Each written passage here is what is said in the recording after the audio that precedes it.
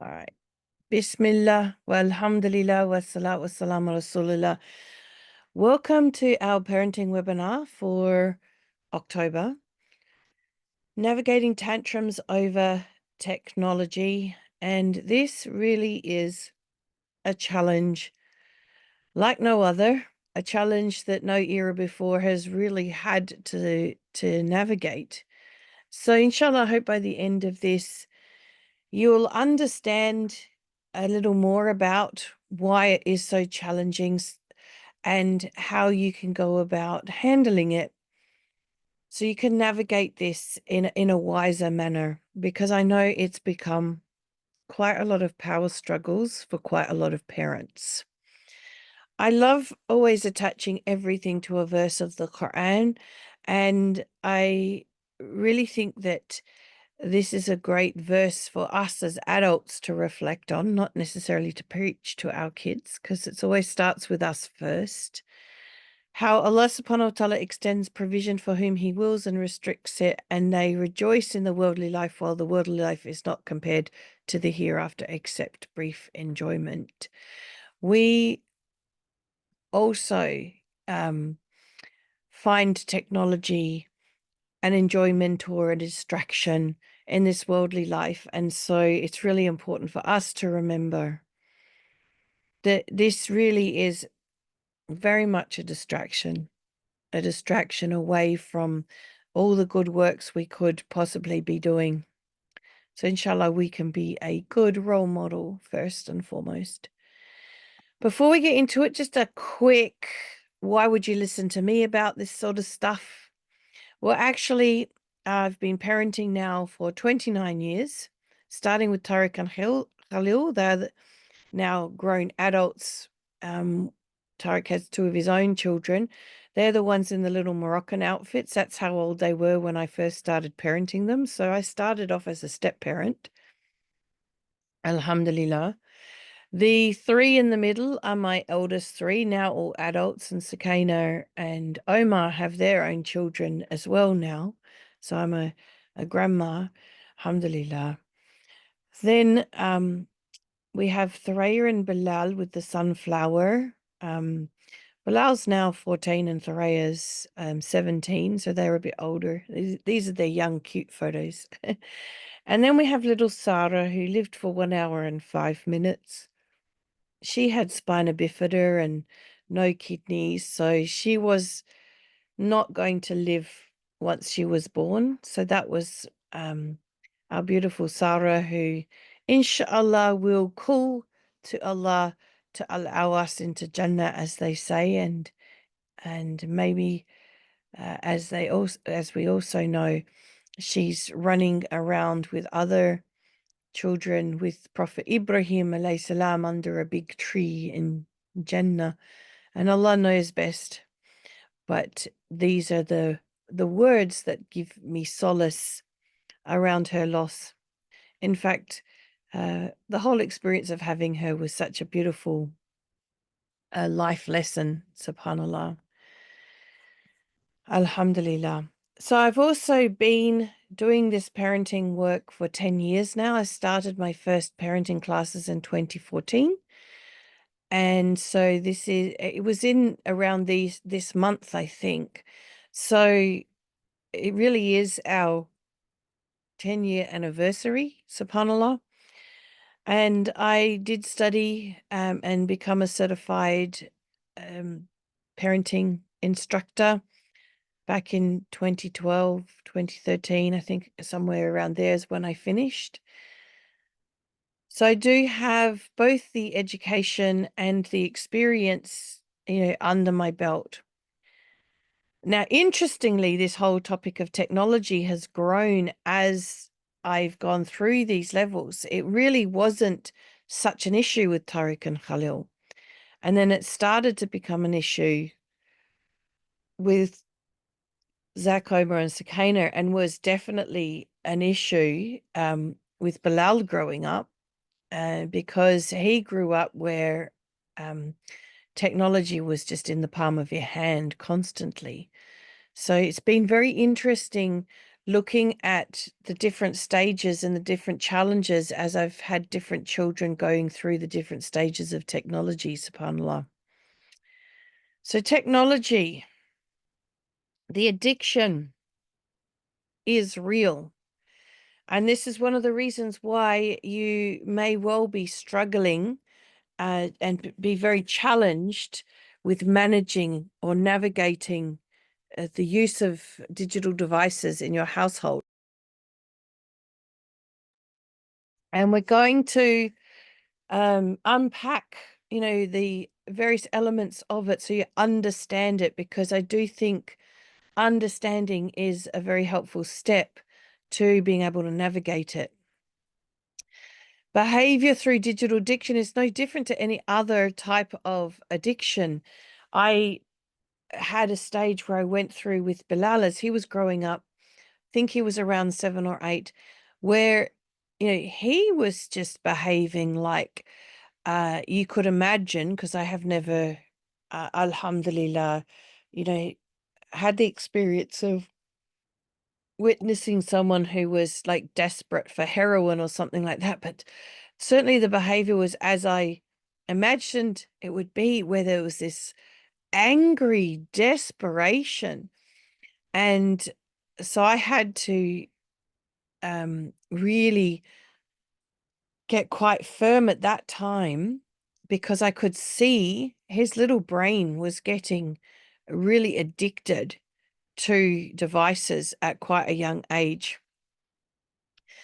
And one of the things that we're going to go through is understanding the critical timing for long-term addictive behaviors is during puberty. So this is the time I get a lot of parents, especially like 13, 14-year-old boys, saying, they're having such a difficult time getting them off devices, that they're really angry, can get quite aggressive. So the evidence is now available, but it wasn't as we started going through these challenges. This was new. Our parents didn't go through this. And as I said, I have seen it grow through the different ages of the children that I've brought up.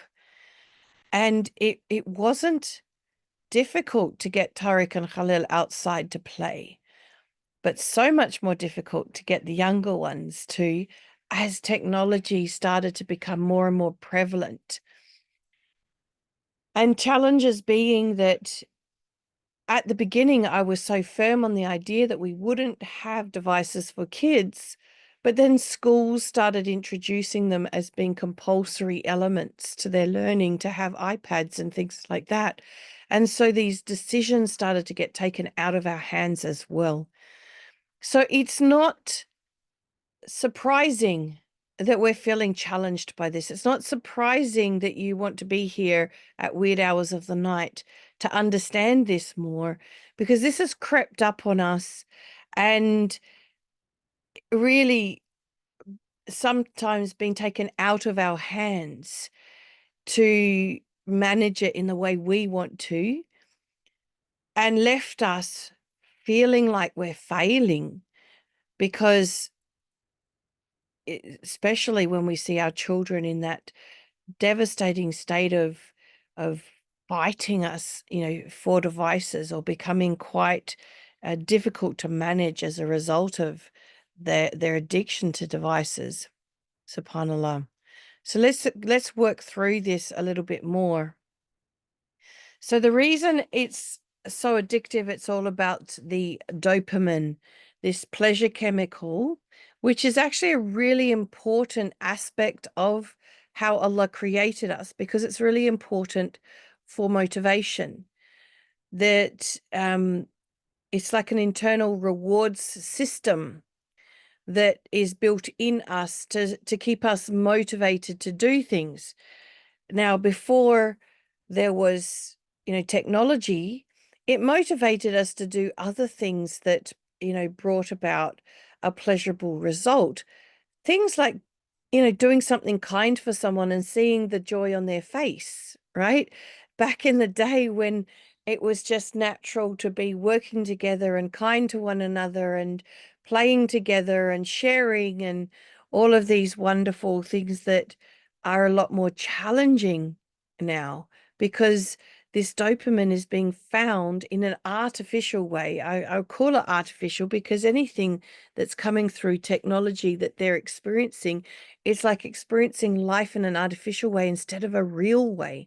So instead of getting the rush from, like, I remember growing up, it was such an exciting feeling when I built my own sort of platform right up in the oak tree. And my motivation was to find somewhere where I could read my books without being interrupted by adults wanting me to do chores. And so I'd love to climb up the oak tree and hide on top of my platform where no one could see me. Now that I felt quite accomplished because took quite a bit of effort to build a platform way up the top, and I'm talking about really high up in this massive oak tree. So this was the sort of thing that we would do when we didn't have devices. Now it's conquering levels in a game instead, and it's not real life skills that we're learning and getting these exciting rushes. It's learning how to move a few fingers. Subhanallah. And that kind of brings me to the blistered thumb example. There was a particular experiment they were doing on I think this woman had a particular neurological disease, and they were putting electrodes into her brain with the idea that I think it was Tourette's or something like that, that she could press a button and it would do a little shock in a certain part of her brain to get a handle on her condition. But they accidentally got the probe in the wrong spot, and it was actually activating a dopamine release in her body. And because it felt so good, she she got addicted to pressing the button to get that dopamine rush, almost to the point that it became involuntary, and she ended up with a blister on her thumb. So I'm sharing that with you as an example to understand how powerful this kind of dopamine feeling is, so that we understand, what we're dealing with. Because one of the sad things about the games and the what's being developed that our children are getting hooked into online is all purposefully based around dopamine because they want to keep you hooked for various reasons, because maybe they have advertising contracts and that's their way to keep people captivated so that they get the advertising money. Maybe it's because you have to pay more as you go up levels, or you buy certain things in order to master the levels. There's all sorts of reasons why, but it's a horrible, horrible agenda that's not based around anybody's well-being. That a lot of what is online is all about dopamine on purpose. So again, it's not our kids' fault or even our own when we find ourselves a little bit addicted into what's going on online. So this is about growing our awareness so that we can do better. So what happens at puberty or around this time is the dopamine inhibition is reduced. So when we have a dopamine rush, there is another chemical that also is released that manages that dopamine and brings everything back to normal. And there's a phase through the teen years, and I don't have the specifics of how long it lasts, but you might kind of notice that there is a time when your teen seems to become a little bit reckless or a little bit like they've lost control. And it's partially because the chemical reactions in their brain are working differently temporarily. I've read that some theories around this is that the transition from childhood to adulthood, um, especially back, not necessarily in this era because, there's so much there is off track about this era, but back in the past, when they reached this age of puberty, there would be so much responsibility. And so one of the theories that I read by in one of the many books I've read on these topics is that perhaps there's needed that extra level of dopamine to cross that bridge from childhood to adulthood, to face the fears and feel confident and um, invincible, because they do seem to act like they're invincible, right? To be able to face the challenges of being an adult, to make that transition. Allah knows best, but that's a theory. So basically, what happens is they become like a racing car with no brakes. They have no controls. They really are not able to stop themselves. And when we understand that, that helps us, ex I guess, adjust our expectations, because a lot of our frustration comes from expecting them to be able to, for instance, get to a point where they can go, okay, it's time to go and do my homework now. I better shut this game down. But perhaps they're actually not entirely capable of doing that on their own. And maybe we need to be their brakes. And I'll talk about later how to be the brakes. But maybe we just need to, at this point, realize that we need to adjust our expectations, because a lot of our frustration levels is having an expectation they should be able to do it themselves. And those expectations can lead us to shouting, or coming up with parenting techniques that really don't work, and cause everybody to be frustrated. It's a little bit different for boys and girls, because the combination between the dopamine with the addition of testosterone, according to David Gillespie in his book, he calls it the danger combo. So you might know that, notice that naturally boys want to do more dangerous things in the teen years. Um, and, you can see it in it, the way they want to drive their cars. We already know that insurance, not that we whether we deal with that or not, like, let's put that aside, in terms of whether it's halal or haram. Um, just know that the insurance policies for boys that are under 25 are heaps higher than girls, because they have more accidents, because they have this this desire for danger. And so it used to be that they would make go-karts and roll down very steep hills to go super fast on those sorts of things, or jump off really high cliffs into lakes, or things like that, that would give them that rush. But now they're getting it through virtual danger. So they're getting a virtual danger fix. They're getting it through games like Fortnite, games that have been set up specifically to be addictive. And so you've got the double whammy here of, they're a racing car without brakes, the testosterone and dopamine danger combo, and now they don't even have to leave their bedroom to get that thrill. And so that's what's being set up here. A really, really difficult situation to pull them away. And now they're not out moving their bodies and exploring the world, and yes, breaking arms and twisting ankles and getting grazes, which went along with the dangers that happen, when they go out there and explore the world. They're now just getting, great thumb muscles from steering their controllers subhanallah.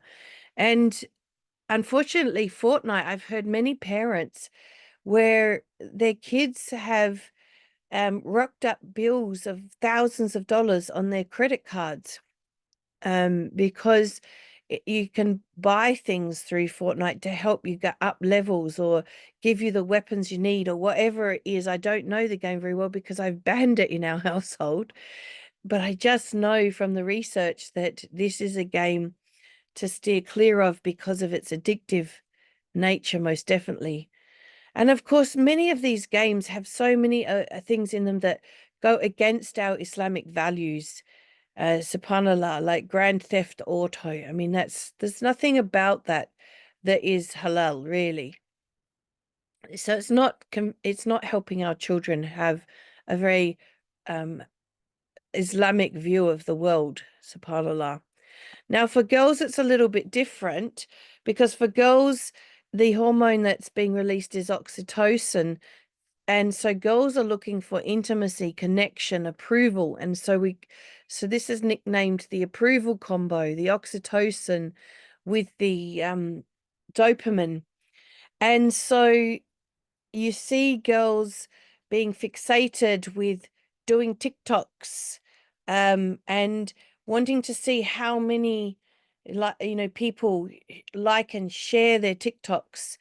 And we've had stories where parents have found out that girls as young as 6 and 7 dressing up quite sexy and putting makeup on. And I'm talking about Muslim girls here. I'm not talking about just, mainstream. I'm talking about our girls, and doing, these quite sexy type TikTok dancers, that you can do through TikTok.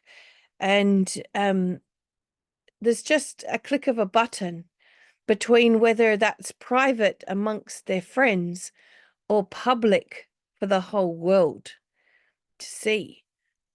And the challenge with this is if it goes well, they get that dopamine fix and they want to do more and more. But there's the other flip side of it, which is also causing so much depression, mental illness, anxiety, and self-harm in girls.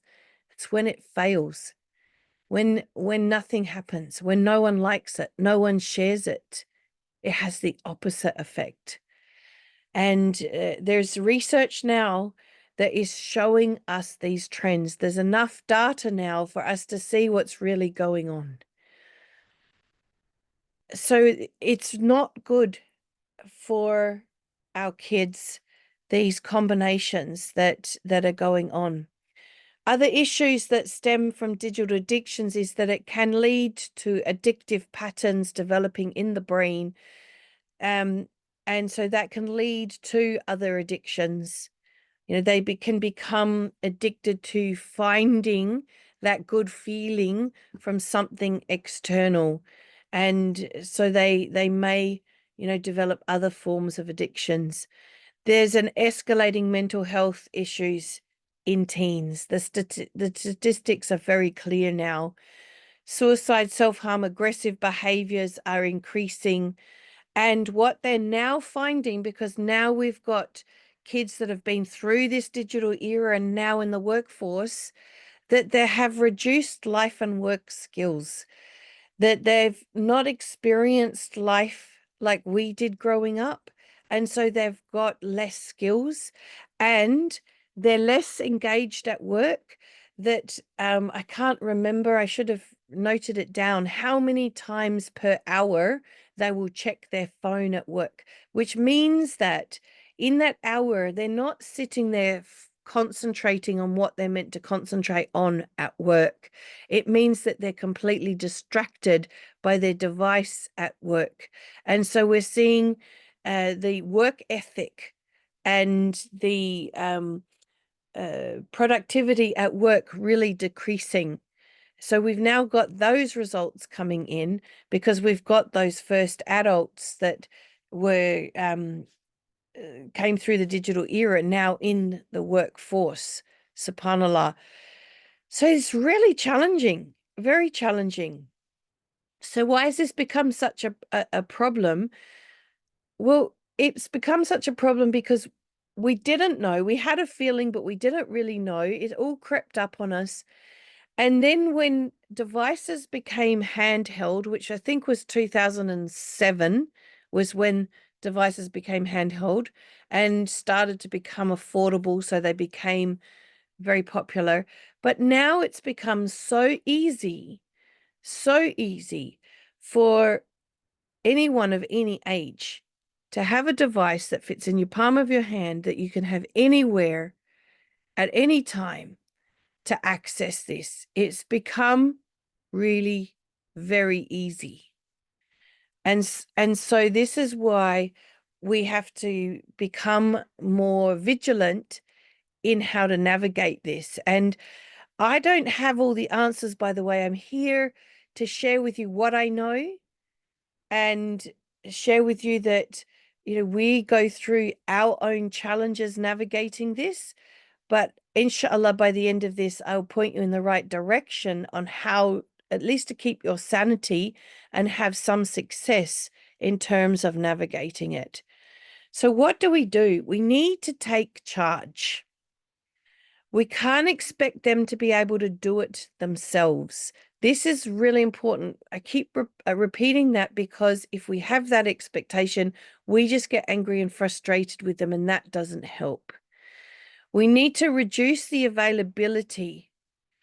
And one of the things that Brother Whale Ibrahim suggests, he's the one that talks a lot about or educates about visual addiction, and particularly relating to pornography, which, by the way, is prevalent in our ummah, particularly with boys 12, 13, 14 getting addicted to pornography, but girls as well, right? It's not just a boy thing.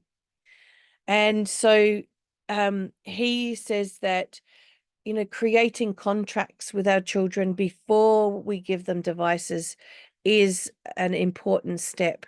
Now, for many, it might be too late to do that. It's very hard to go backwards, but we do need to educate them and have proper conversations with them. And we need to work with them on creating these rules around availability. If we try to create our own rules and just enforce them, we end up with pushback. So very much educate them, not in the heat of the moment when it's a power struggle, but at a time when there's connection and conversation is possible. It works, by the way. Education works. They don't want their brains to be fried. They don't want to be, to become addicted. So sharing them, educating them, they can become part of the solution with you. You can work together. And the other thing that is really important is provide alternatives. One of the things that I see happening over and over again is this idea of you have to get off your devices, but I'm just going to go and do my own thing and then expect you to know what to do to entertain yourself. Get proactive and involved and fun and playful and do things with them. So, for instance, I have a 5-year-old grandson, spends a lot of time with me. He loves gardening. And last summer, one of his favorite things was when he would come was to pick the tomatoes, because he loves tomatoes, and he would just pick them from the bush and eat them. We'd be lucky if we'd get many to the kitchen, actually. But he would enjoy that. Find things that are helpful, useful, that they also enjoy doing. I was actually also listening to a video yesterday that was talking about how children that grow up doing chores, and maybe we don't want to call it chores, but being proactive and engaged in the running of the household. So gardening can be a part of that, for instance, that they grow up to be happier and more productive adults, subhanAllah, according to the research. So don't just expect them to be able to come off the device and know what to do with themselves. So with the younger ones, it's absolutely important that we keep them away from technology in those first couple of years where their brain is going through really important development. Don't give them the phone as a distraction. How many times do we see mums shopping, babies in the shopping trolley with the phone watching, hopefully it's something like Bluey that's mostly okay, at least, so that mum can concentrate on the shopping. Using technology as a digital babysitter. By the way, I get it, why this is happening, because we've become so isolated. Once upon a time, a village brought up children. In fact, my instructor, who I learned, parenting from, who I did the course through, her theory is it takes 4 adults to raise one child. In our Muslim households, most of the time, especially if dad's off and about, it's mum often, not always, but generally, with 4, 5, 6, sometimes 8 children on her own, no extended family. So I get it. We need a break. Somehow we've got to create our own villages so that we can get a break in a healthier way. Because it is not it is very, very hard for us in this era to raise children in this way. And the other thing is, when you're going to start introducing technology, to have the plan, because it's so much easier introducing it with a plan than to try and do the plan afterwards. I'm sure everybody listening who's experienced the challenges with technology will realize going back and doing a plan, that's the hard way. So if you can start with a plan through puberty, if you can avoid them having their own personal device, then do so. Unfortunately, mostly in our high schools, secondary schools here in Australia, they're required to have devices, subhanallah. And try and have rules around when, where, and for how long, and to be aware of the apps that they are using.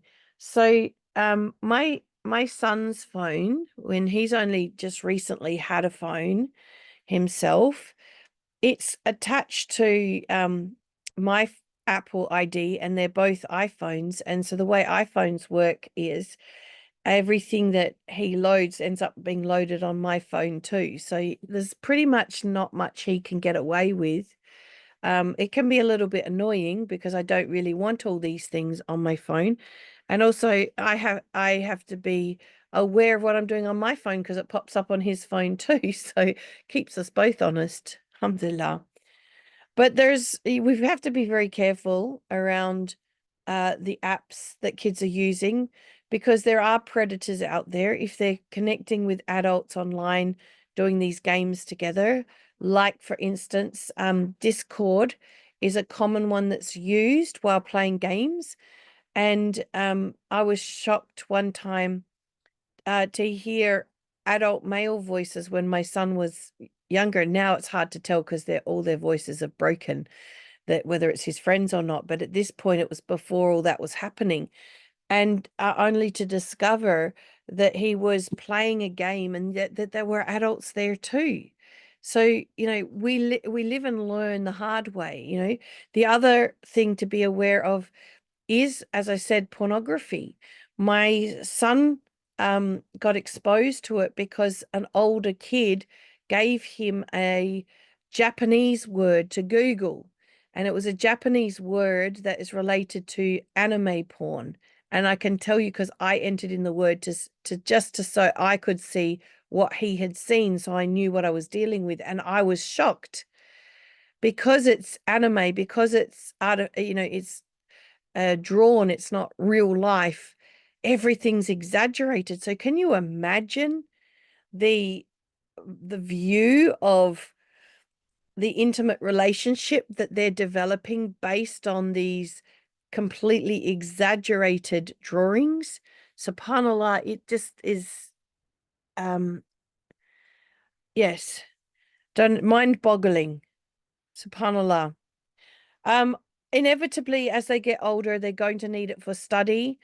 And this is where rules around usage do become quite challenging. Hopefully, by this stage, there's been some education um, that they are now aware of the effect it's having on them.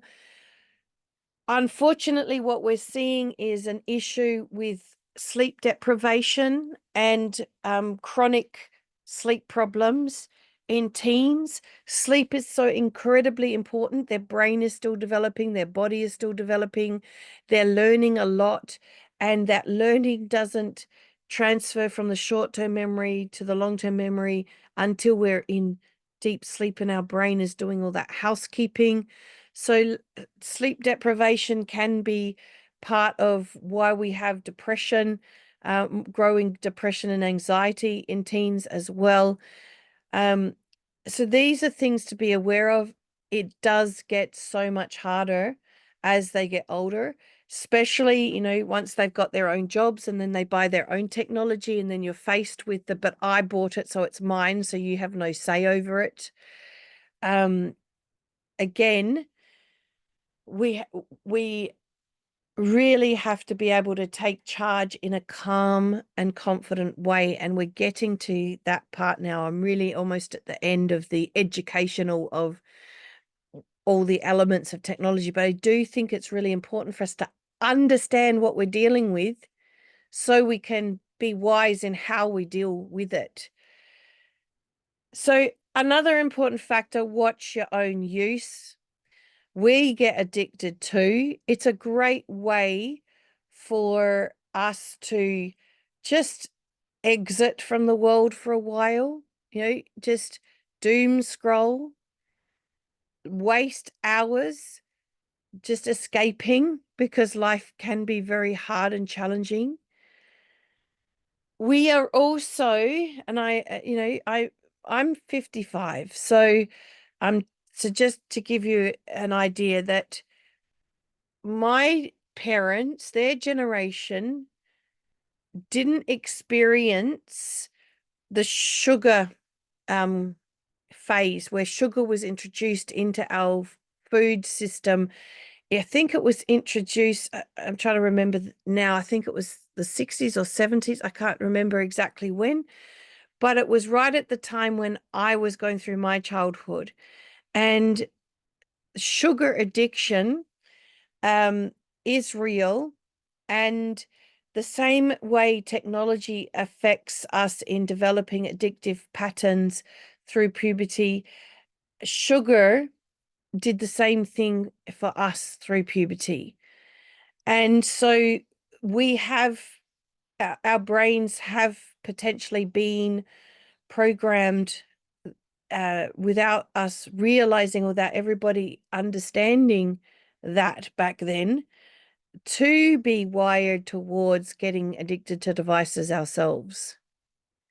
So this is just for self-awareness, to just be aware of how addicted we might be to our phones. Last week I was in a conference in KL, and there really wasn't much time to look at our devices. It was nice. It was really nice not to feel attached to a device, to be interacting and communicating with people face to face. I got a bit tired of so many face-to-face interactions, but subhanallah, just nice to have that gap from it, and to realize and appreciate, how much time we must be on devices for us to notice it that much. So be aware also of our own disconnection, because one of the things that happens is any human being, when we connect to a device, we disconnect from humans. We become disconnected. When we're disconnected, we're not functioning in the best way. Our prefrontal cortex and our limbic systems, two parts of the brain, disconnect. So we are now not thinking well. When our impulse control is lower, our ability to reason is lower, our good judgment is lower. So just understand that these things are affecting us too, and we're not being a good example when we're succumbing to it. So devices equals disconnection. So what we want to expect then is if a child is on a device, they're disconnected, and that they're going to come off of that device disconnected. So therefore, we're going to get disconnected behavior from them. They're not going to be their happy, smiley self that says, sure, mum, sure, dad, take my device. I don't mind. They may fight us. They may be off track. They may go around doing stupid things, but that's because they're off track, because they're disconnected. So you can't get their attention from a distance and just say, hey, it's time to get off the devices. You need to connect with them to disconnect them from the device. And you must stay calm regardless what's happening, because the minute you lose it, you're lost, right? Remember that the minute you lose it, you've lost. We have to stay calm and firm in our approach. So it's connection before correction. We need to reconnect with them to bring them back on track. We can't have an expectation that they're just going to be okay the minute they get off the device. We need to expect that they're going to be disconnected. So this is an opportunity for us to maybe do something playful with them, depending on their age.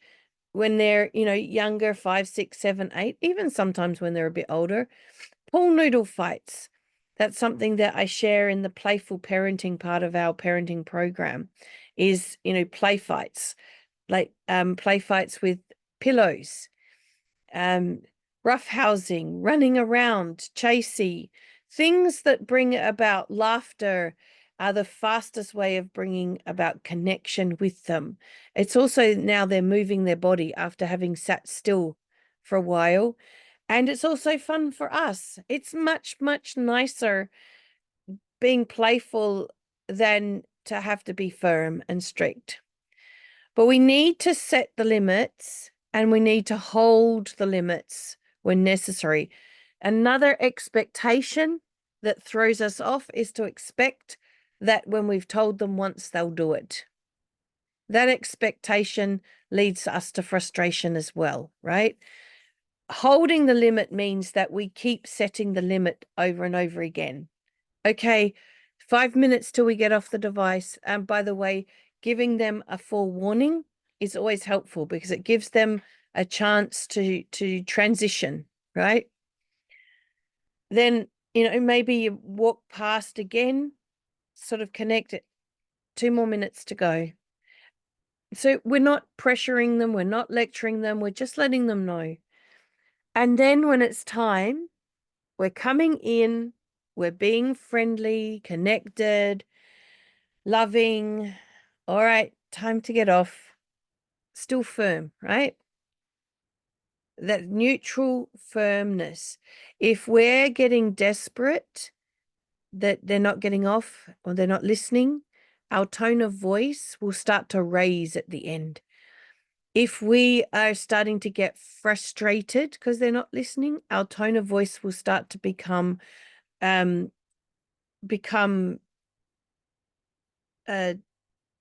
rough, tough. Can't think of the word that I mean, but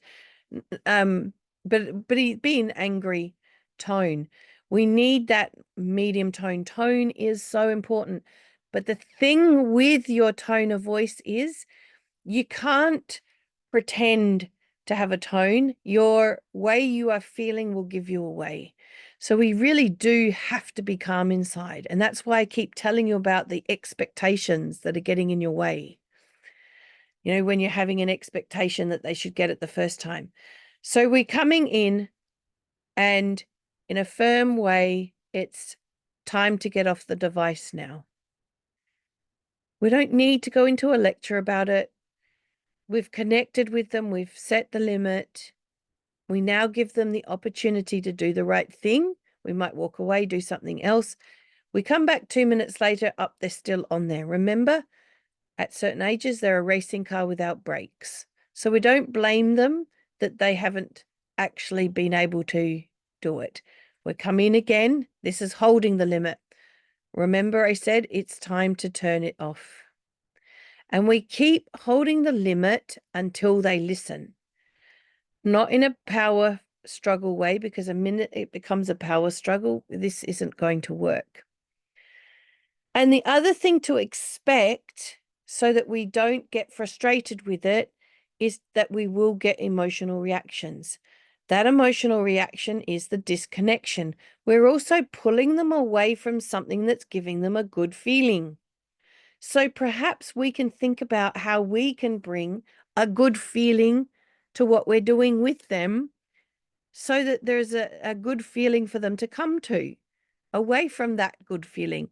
Now, it's an artificial good feeling that they're experiencing, but it's still a good feeling. So just remember these things, because all these things that I'm telling you about expectations are absolutely key to you being successful at navigating setting limits around devices. So why do we find it so hard? We find it so hard because we get frustrated, we get desperate, our thinking creeps in, those expectations creep in, we start losing it and getting angry. And we're also juggling so much, we're so busy, and in a way, we actually don't have time for all these power struggles. We don't have time to set those limits, but we have to make the time. If we're going to take charge, we're going to have to make the time. And if we're having struggles with our own anger and our own anxiety and all these other issues, then it's very hard for us to be successful. And one of the things that I've noticed with people coming into our We Are All Okay school group, because people answer the question, what do you feel what is your biggest challenge emotionally and spiritually? And then what do they need help with? Anger is the number one, anxiety is the number two, disconnection from Allah is the number three. But what is surprising is just how many are struggling with anger and how many are struggling with anxiety. These things are a barrier to us being able to set firm limits. So it's really important for us to be able to manage our own emotions, or actually not manage. Sorry, I used the wrong word, master our own emotions. We can't manage emotions because emotions happen, right? And you'll know that because you'll know that suddenly you're feeling a particular way and there was nothing you could do about it. Mastering our emotions is how we navigate having emotions and still be able to set limits with our kids, still be able to function, still be able to make good decisions, right? That's mastering our emotions. And that's something that, we teach, and I'll share with you how you can access a program called Mastering Your Emotions in 28 Days shortly. The other thing that I've discovered is that parents are scared of the reaction. They're actually, because it can be so explosive, that they're holding back because they're not feeling like they want to deal with it, or they don't, that sometimes, and it's not just boys. I have had number of stories of girls that punch holes in walls and things like that, but boys can particularly get quite aggressive.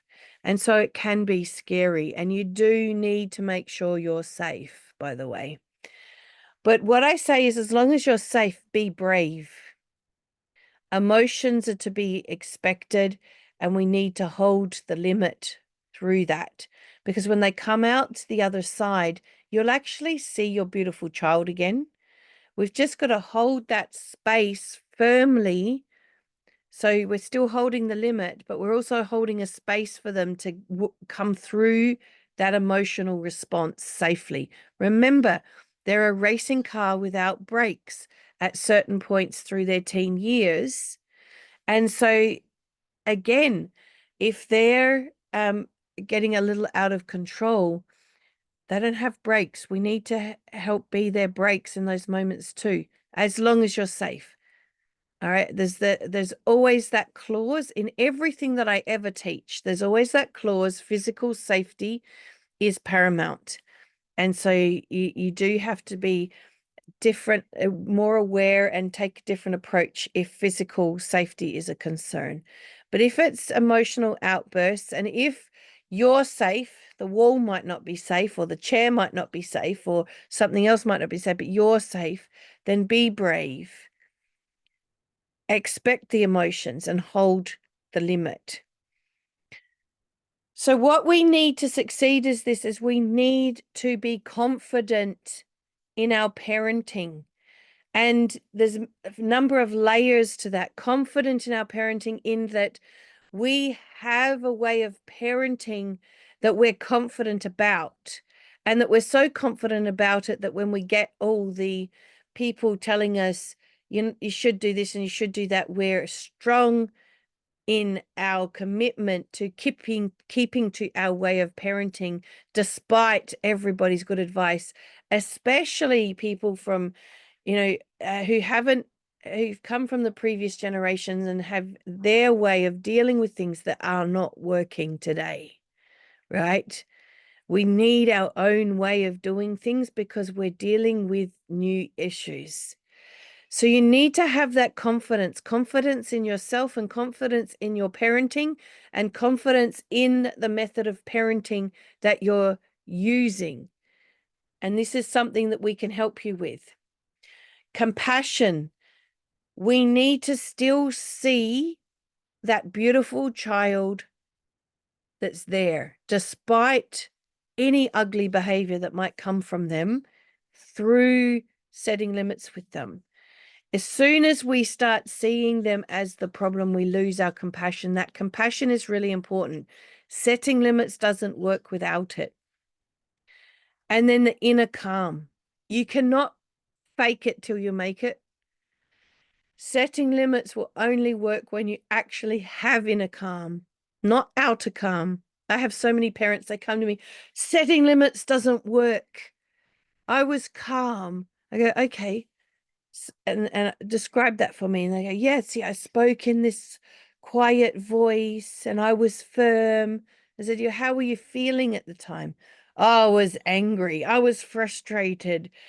All of these feelings inside. I said, well, that's why it didn't work, because you didn't have the inner calm. It's not about the outer calm. The outer calm comes naturally if you have the inner calm. It has to be inner calm. You need these three.